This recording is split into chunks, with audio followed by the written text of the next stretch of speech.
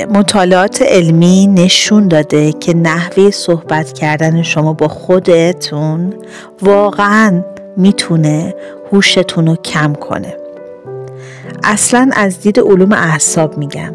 چرا این اتفاق میفته؟ اگه یه صدای توی سرت میشنوی مدام ازت ایراد میگیره، مدام قضاوتت میکنه، باعث استرست میشه، چنین حالتی سطح کورتیزول رو بالا میبره. کورتیزول همون هورمون استرسه. کورتیزول یا همون استرس به معنای واقعی کلمه باعث کوچیک شدن قسمتی از مغزت میشه.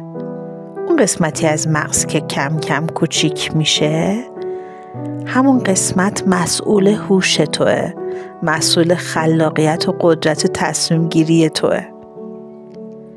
از خودت بپرس آیا ذهن من الان جای امنیه؟ منتقد درونت نه تنها باعث میشه در جا بزنی، بلکه داره سیستم عصبی تو هم تصرف میکنه. مدیریتش کن.